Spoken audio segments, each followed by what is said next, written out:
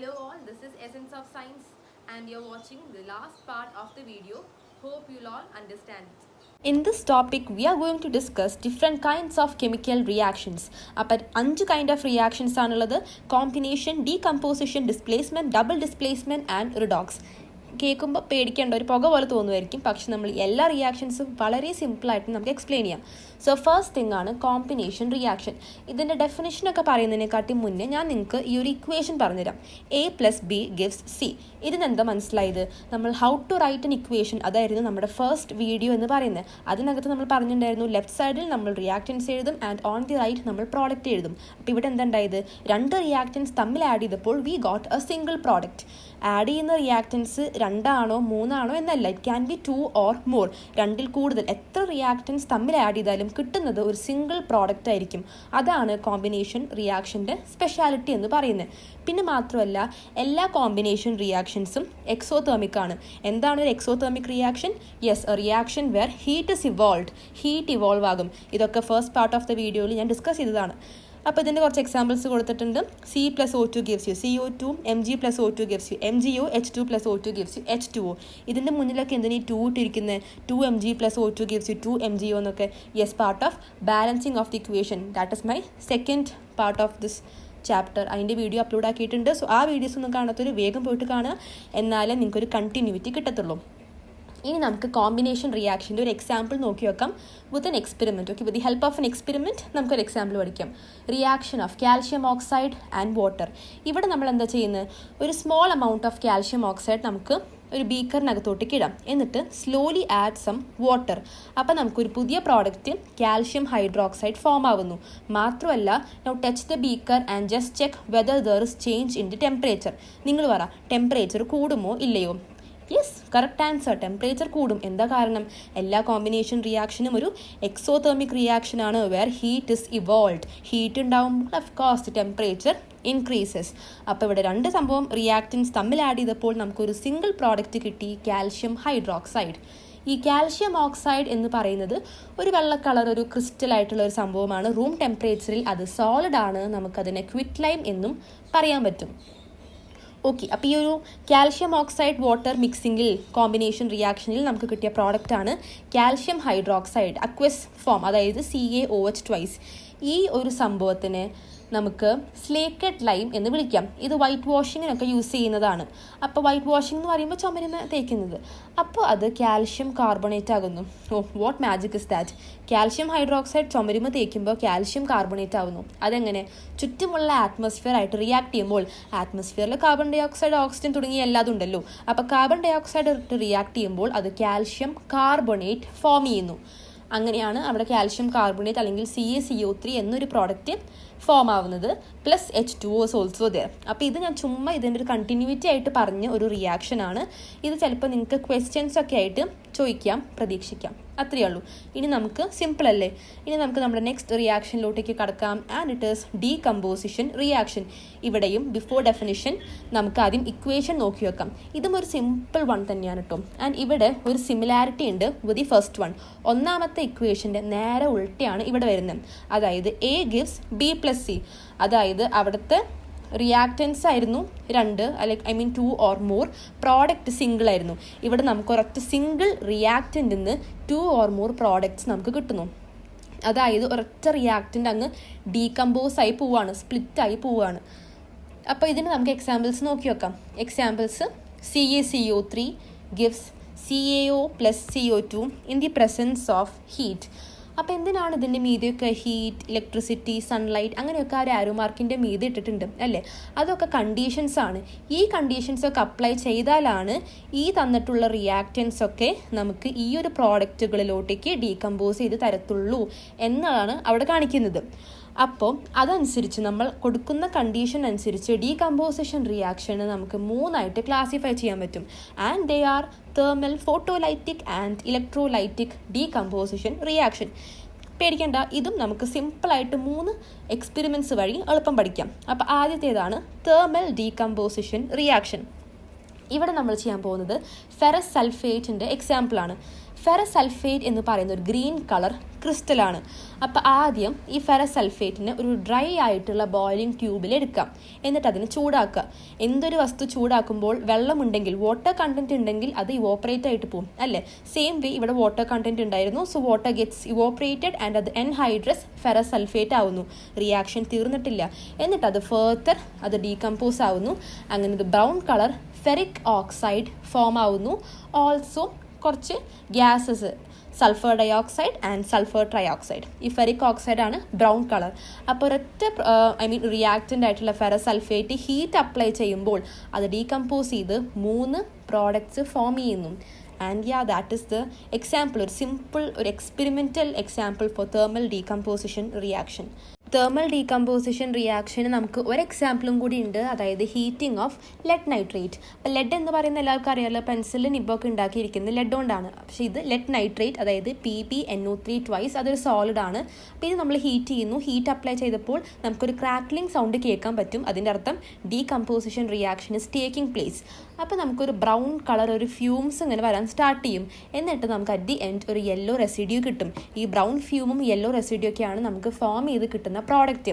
അതായത് lead dioxide, nitrogen dioxide and oxygen. Yellow colour residue ആണ് lead oxide, അതായത് PbO, and ആ brown colour ഫ്യൂമാണ് നൈട്രജൻ ഡയോക്സൈഡ്, അതായത് NO2. അപ്പോൾ ഇതാണ് മറ്റൊരു തെർമൽ ഡീകമ്പോസിഷൻ റിയാക്ഷൻ എക്സാമ്പിൾ. ഒരൊറ്റ റിയാക്റ്റൻ്റിൽ നിന്ന് 3 പ്രോഡക്ട്സ് നമുക്ക് കിട്ടി. അപ്പോൾ അത്രയേ ഉള്ളൂ. ഇനി നമുക്ക് അടുത്തത് ഫോട്ടോലൈറ്റിക് ഡീകമ്പോസിഷൻ റിയാക്ഷൻ നോക്കി വെക്കാം, അതായത് in the presence of sunlight. അവിടെയും 2 എക്സാമ്പിൾസ് ഉണ്ട്. സോ ഇത് നമ്മൾ എന്ത് ചെയ്യുന്നത് വെച്ചാൽ സിൽവർ ക്ലോറൈഡ് നമ്മളൊരു ചൈന ഡിഷിൽ എടുക്കുന്നു. ചൈന ഡിഷ് കണ്ടിരുന്നത് ഇതേപോലത്തെ ഒരു പ്ലേറ്റ് ആണ്. നമ്മൾ കെമിസ്ട്രി ലാബിലൊക്കെ യൂസ് ചെയ്യുന്നതാണ്, നിങ്ങൾ കണ്ടു കാണുമായിരിക്കും. സിൽവർ ക്ലോറൈഡ് നമ്മൾ എടുക്കുന്നു. It's white in colour. പുറത്ത് സൺലൈറ്റിൽ വെക്കുന്നു. അപ്പോൾ അതിൻ്റെ colour changes from white to grey. എന്നിട്ട് അത് silver and chlorine gas form ചെയ്യുന്നു. അത്രയേ ഉള്ളൂ. സിംഗിൾ റിയാക്റ്റൻ്റിൽ നിന്ന് 2 പ്രോഡക്റ്റ്. സെയിം വേ തന്നെയാണ് സിൽവർ ബ്രോമൈഡ് AgBr. അത് നമ്മൾ സൺലൈറ്റ് വെച്ച് കഴിഞ്ഞാൽ നമുക്ക് സിൽവർ ആൻഡ് ബ്രോമിൻ ഗ്യാസ് കിട്ടും.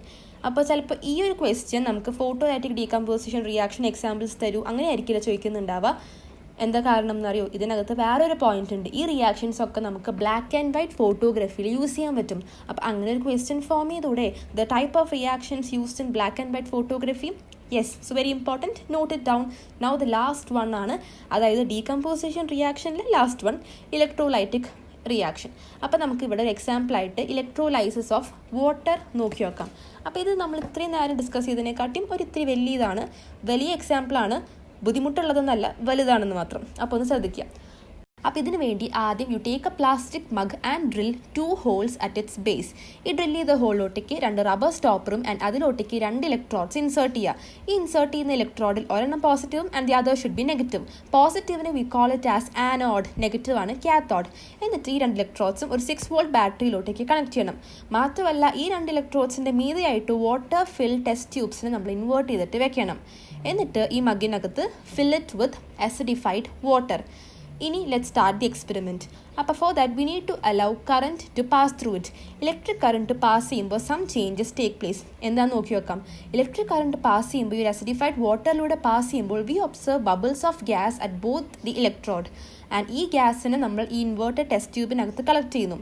നോക്കുമ്പോൾ volume of gas on the negative electrode, അതായത് കാത്തോഡിലുള്ള ഗ്യാസിൻ്റെ വോളിയമാണ് double the volume of gas collected at the positive electrode anode. അപ്പോൾ ഏതൊക്കെയാണ് ഈ ഗ്യാസസ് നമുക്കിനി നോക്കി വെക്കാം. അപ്പോൾ ഏറ്റവും കൂടുതൽ ഗ്യാസ് എവിടെയാണ്, ഏറ്റവും കൂടുതൽ വോളിയം ഓഫ് ഗ്യാസ് എവിടെയാണുള്ളത്? നെഗറ്റീവ് ഇലക്ട്രോഡിലാണ് കളക്ട് ആവുന്നത്. Okay, at the cathode. ഇനി ഇത് ഏതൊക്കെ ഗ്യാസസ് ആണെന്ന് നോക്കി വെക്കാം. യെസ്, ഇമേജിന് നിങ്ങൾക്ക് മനസ്സിലായി ഒരെണ്ണം ഹൈഡ്രജനും ഒരെണ്ണം ഓക്സിജൻ ആണെന്ന്. പക്ഷെ അതെങ്ങനെ നിങ്ങൾ കൺഫേം ചെയ്യും? Yes, by bringing a burning candle. അതെങ്ങനെ? ഫസ്റ്റ് വീഡിയോയിൽ ഞാൻ പറഞ്ഞിട്ടുണ്ടായിരുന്നു, for burning oxygen is very essential. അപ്പോൾ ഓക്സിജനൽ ടെസ്റ്റ് ട്യൂബിലോട്ടേക്ക് ഈ ബേണിംഗ് ക്യാൻഡിൽ കൊടുന്നു കഴിഞ്ഞാൽ it just glows more brighter. അപ്പോൾ നിങ്ങൾക്ക് മനസ്സിലാക്കാം അത് ഓക്സിജൻ ആണെന്ന്. അപ്പോൾ ഹൈഡ്രജൻ ആണെന്ന് എങ്ങനെ മനസ്സിലാക്കുന്നത്? അവിടേക്ക് നിങ്ങൾ ഈ ക്യാൻഡിൽ കൊടുന്നു കഴിഞ്ഞാൽ it burns with a pop sound. അപ്പം നിങ്ങൾക്ക് കൺഫേം ചെയ്യാം അത് ഹൈഡ്രജൻ ആണ്. ഇനി കാർബൺ ഡൈ ഓക്സൈഡ് ആണെങ്കിൽ ഇറ്റ് ഗെറ്റ്സ് എക്സ്റ്റിങ്ക്വിഷ്ഡ്. നിങ്ങൾക്ക് അറിയാലോ. Yes, that's it. അപ്പോൾ അതാണ് ഈ ഒരു സിമ്പിൾ എക്സ്പെരിമെൻറ്റ്. എളുപ്പമല്ലേ? And here goes the reaction. 2H2O in the presence of electricity. എപ്പോഴും ആരോ മാർക്കിൻ്റെ മീത് കണ്ടീഷൻ റെപ്രസെൻറ്റ് ചെയ്യാനായിട്ട് മാർക്ക് ചെയ്യരുത്. ഭയങ്കര ഇമ്പോർട്ടൻ്റ് ആണ് കേട്ടോ. Next once you 2H2 + O2, hydrogen oxygen. മാത്രമല്ല അതിന് തൊട്ട് താഴെയായിട്ട് അറ്റ് കാത്തോഡ്, അറ്റ് ആനോഡ് അങ്ങനെ എഴുതും വേണം. Displacement reaction. ഈ ഇക്വേഷൻ നോക്കി നോക്കൂ. A plus B C gives you B plus A C. ഇവിടെ എന്ത് സംഭവിച്ചത്? എ ബീനെ അങ്ങ് ഡിസ്പ്ലേസ് ചെയ്തു from its compound B C and സിനെ സ്വന്താക്കി. അപ്പോൾ ഇവിടെ ഒരു ഷിഫ്റ്റ് അല്ലെങ്കിൽ ഒരു ഡിസ്പ്ലേസ്മെൻറ്റ് ടുക്ക് പ്ലേസ്. എന്ത് അടിസ്ഥാനത്തിലാണ് ഈ ഒരു ഷിഫ്റ്റ് ടേക്ക് പ്ലേസ് ചെയ്തത്? അതിനെക്കുറിച്ചൊക്കെ നമുക്ക് ഡീറ്റെയിൽഡ് ആയിട്ട് പഠിക്കാം. ബിഫോർ ദാറ്റ് നമുക്കൊരു എക്സാമ്പിൾ നോക്കി വെക്കാം. വെയിറ്റ്. മാത്രമല്ല ഈ ഡിസ്പ്ലേസ്മെൻറ്റ് റിയാക്ഷനെ നമുക്ക് രണ്ടാക്കി ക്ലാസിഫൈ ചെയ്യാൻ പറ്റും. Metal and non metal displacement reaction based on the elements used for the reaction. നമുക്കിപ്പോൾ ഇവിടെ ഒരു എക്സാമ്പിൾ നോക്കി നോക്കാം of metal displacement reaction. Dipping of an iron nail in a copper sulphate solution. ഇവിടെ അയേൺ നെയിലാണ് Fe and copper sulphate solution ആണ് CuSO4 blue coloured solution.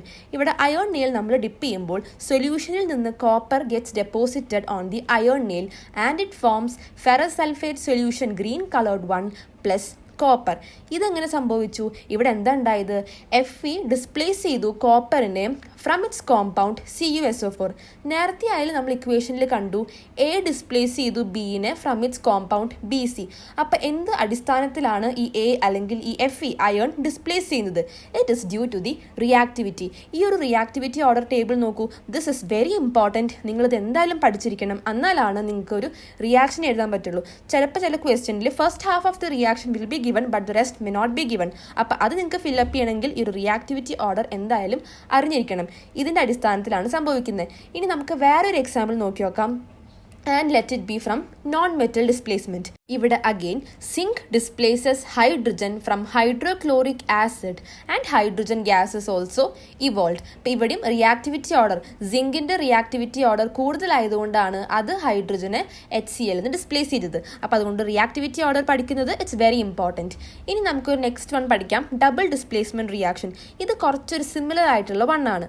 Okay, ഇതിന് നമുക്ക് റിയാക്ടിവിറ്റി ഓർഡർ ആവശ്യമാണ്. ഇവിടെ രണ്ട് ഡിസ്പ്ലേസ്മെൻറ്റ് ടേക്ക് പ്ലേസ് ചെയ്യുന്നതുകൊണ്ടാണ് ഡബിൾ എന്ന് പറഞ്ഞ്. ഇക്വേഷൻ നോക്കി നോക്കൂ. AB + CD gives you BC + AD. ഇവിടെ നമുക്ക് രണ്ട് ഒരു അക്വസ് സൊല്യൂഷൻസ് ആണ് ആവശ്യമുള്ളത്. ഇപ്പം നമുക്ക് ഈ ഒരു എക്സാമ്പിൾ നോക്കി നോക്കാം of sodium sulphate and barium chloride. രണ്ടെണ്ണത്തിൻ്റെയും അക്വസ് സൊല്യൂഷൻസ് എടുത്തിട്ടുണ്ട് വിച്ച് ആർ കളർലെസ്. ആൻഡ് ഇത് രണ്ടും തമ്മിൽ ആഡ് ചെയ്തപ്പോൾ what did we get? We got BaSO4 + NaCl. And ഇതാണ് ഇതിൻ്റെ ഒരു പ്രത്യേകത എന്ന് പറയുന്നത്. എല്ലാ ഡബിൾ ഡിസ്പ്ലേസ്മെൻറ്റ് റിയാക്ഷനകത്തും ഒരു പ്രസിപ്പിറ്റേറ്റ് നമുക്ക് കിട്ടും. ആൻഡ് ഇവിടെ ഫോം ചെയ്തിട്ടുള്ള പ്രസിപ്പിറ്റേറ്റ് ആണ് BaSO4 barium sulphate, a white colour precipitate. And ഈ സോളിഡ് പ്രസിപ്പിറ്റേറ്റ് നമുക്ക് റിമൂവ് ചെയ്യാൻ പറ്റും. And we get a remaining solution left over there. ഇവിടെ റിമൈൻ ചെയ്യുന്ന സൊല്യൂഷൻ ആണ് NaCl solution. And that is solve with this. ഇനി നമുക്കത് ലാസ്റ്റ് വൺ നമുക്ക് നോക്കി നോക്കാം. It is the redox reaction അല്ലെങ്കിൽ the oxidation and the reduction reaction. എന്താണ് ഇത്? Reaction where oxygen is added ആണ് oxidation and where it is removed the opposite ആണ് reduction reaction. And in a reaction if both of these take place നമ്മൾ അതിനൊരു redox എന്നും പറയും. ഇപ്പം ഇവിടെ ഞാൻ set of oxidation and reduction examples കൊടുത്തിട്ടുണ്ട്. അപ്പോൾ ഇത് നോക്കി നോക്കൂ. Mg + O2 gives you MgO. ഇവിടെ എന്താ സംഭവിച്ചത്? ഇവിടെ ഓക്സിജൻ ഗോട്ട് ആഡഡ് അല്ലേ? അപ്പോൾ ഇതൊരു ഓക്സിഡേഷൻ റിയാക്ഷൻ ആണ്. മാത്രമല്ല ഇതൊരു കോമ്പിനേഷൻ റിയാക്ഷൻ കൂടിയാണ് കേട്ടോ അല്ലേ? A + B gives you C അല്ലേ? ഇനി റിഡക്ഷൻ റിയാക്ഷൻ നോക്കി നോക്കൂ. HgO gives you Hg + O2. HgO ന്ന് ഓക്സിജന് റിമൂവ് ചെയ്യാണ് ചെയ്യുന്നത്. ആൻഡ് നമുക്ക് പ്രോഡക്റ്റ് ആയിട്ട് Hg മാത്രമാണ് കിട്ടുന്നത്. അപ്പോൾ ഇതൊരു ഓക്സിജൻ റിമൂവൽ റിയാക്ഷൻ ആയതുകൊണ്ട് ഇതൊരു റിഡക്ഷൻ ആണ്. മാത്രമല്ല ഇത് എന്തിൻ്റെ എക്സാമ്പിൾ ആണ്? It is A decomposition reaction. ഇനി നമുക്ക് ഈ പേജ് നോക്കി നോക്കൂ. ഇതിനകത്ത് കൊടുത്തിരിക്കുന്ന എക്സാമ്പിൾ എന്താണ്? CuO + C gives you Cu + CO. Yes, both reduction and oxidation take place ചെയ്യുന്നുണ്ട്. CuO Cu ആവുന്നു and same B C Cu ആവുന്നു. അതുകൊണ്ട് രണ്ടും ടേക്ക് പ്ലേസ് ചെയ്യുന്നതുകൊണ്ട് നമ്മൾ ഇതിനൊരു റിഡോക്സ് റിയാക്ഷൻ എന്നും പറയുന്നുണ്ട്. ഇനി നമുക്ക് എന്താണ് ഒരു ഓക്സിഡൈസിങ് ആൻഡ് റെഡ്യൂസിങ് ഏജൻറ്റ്? നമുക്ക് എളുപ്പമായിട്ട് പഠിക്കാം. ഏത് സബ്സ്റ്റൻസ് ആണോ സ്വയം ഓക്സിഡൈസ്ഡ് ആവുന്നത് അതിനെയാണ് നമ്മൾ റെഡ്യൂസിങ് ഏജൻറ്റ് എന്ന് പറയുന്നത്. ഏതാണോ റെഡ്യൂസ്ഡ് ആവുന്നത് അതിനെ നമ്മൾ ഓക്സിഡൈസിങ് ഏജൻറ്റ് എന്ന് പറയുന്നു. സിംപിളായി നോക്കുകയാണെങ്കിൽ ഇവിടെ തന്നെ നോക്കി നോക്കൂ. CuO ഒരു ഓക്സിജനെ കൊടുത്ത് കോപ്പറായി. അപ്പോൾ അവിടെ ഒരു റിഡക്ഷൻ ആണ് ടേക്ക് പ്ലേസ് ചെയ്തത് അല്ലേ? അത് സ്വയം റെഡ്യൂസ്ഡ് ആയി. അപ്പോൾ അതൊരു ഓക്സിഡൈസിങ് ഏജൻ്റ് ആണ്. വേറാസ് ഹൈഡ്രജൻ എന്താ സംഭവിച്ചത്? ഒരു oxygen got added to it and it became H2O. അവിടെ അത് ഓക്സിഡൈസ്ഡ് ആവുകയാണ് ചെയ്തത്. അപ്പോൾ ഇതാണ് ഒരു reducing agent. That's it, simple. അത്രയേ ഉള്ളൂ. നമ്മുടെ first chapter got completely over. If there is any doubt please to comment them below. Thank U.